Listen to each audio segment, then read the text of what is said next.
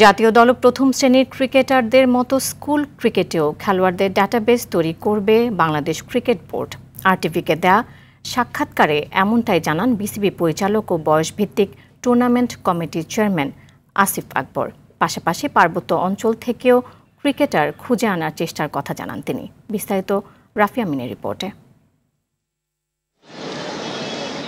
বয়সভিত্তিক ক্রিকেট খেললেও আসিফ আকবর জনপ্রিয়তা পেয়েছেন গানের সুরে। তবে সময়ের পরিক্রমায় সেই বয়সভিত্তিক দল নিয়েই কাজ করার সুযোগ মিলেছে তার।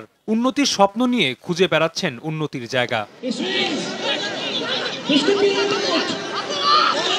পরন্ত বিকেলে উপস্থিত হয়েছিলেন স্কলাস্টিকা ইন্টার স্কুল ক্রিকেট টুর্নামেন্টের ফাইনাল দেখতে, যেখানে গ্লেনরিচ ইন্টারন্যাশনাল স্কুলকে হারিয়ে চ্যাম্পিয়ন হয়েছে সানবিম স্কুল।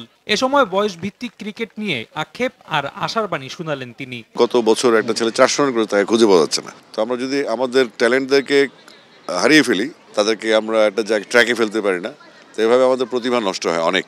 তো আমরা এবার সিদ্ধান্ত নিয়েছি আমরা যে কোনো ট্যালেন্ট হান্ট হোক বা যে কোনো টুর্নামেন্ট হোক, আমরা খেলোয়াড়দের ডাটাবেস রাখবো। বয়স ভিত্তিক ক্রিকেটে আরেক বঞ্চিত নাম মাদ্রাসা ক্রিকেট।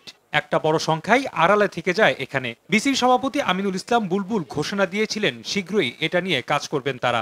এবার আসিফ জানালেন তাদের পরিকল্পনা। যেহেতু অনেক মাদ্রাসা, তো মাদ্রাসা বোর্ডের সাথে কথা বলার পর আমরা আসলে যে মাদ্রাসা স্কুলের মাদ্রাসার মাঠগুলি অনেক বড় আছে বা বাচ্চারা খেলে, আমি মনে করি যে অনেক ট্যালেন্টেড প্লেয়ার সেখান থেকে পাওয়া যাবে। এবং আমরা চাচ্ছি দেশের সমস্ত ইংলিশ মিডিয়াম স্কুল বা মাদ্রাসা যারা একটু অবহেলিত বা তাদেরকে মূল স্ট্রিমে আনা হয় না, মেইন স্ট্রিমে আনা হয় না, তাদেরকে টোটালি জার্নিতে সংযুক্ত করার জন্য। এদিকে পার্বত্য অঞ্চল থেকে হতাশা নিয়ে ফিরেছিলেন আসিফ। এবার সেই হতাশা কাটিয়ে পাহাড় থেকেও ক্রিকেটার তুলে আনার কথা জানান তিনি। রাফি আমিন, আরটিভি, ঢাকা।